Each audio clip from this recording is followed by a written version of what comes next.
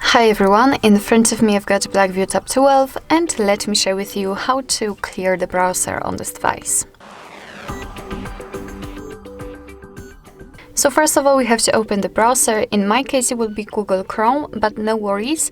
Basically, this operation of removing history from the browser looks similar in all other commonly used browsers. So I'm pretty sure that you will be able to recreate the steps on your browser. So after opening the browser, we have to tap on the three dots icon in the right upper corner and tap on the history.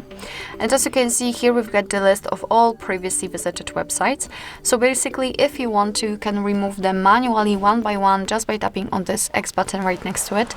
But if in your case this list is long, then I highly recommend to remove everything automatically just by tapping on Clear Browsing Data.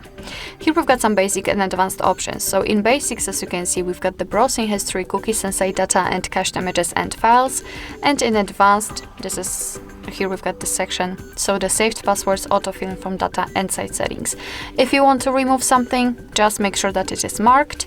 You can also change the time range from last hour to, for example, last 4 weeks. So simply tap on it and tap on Clear Data.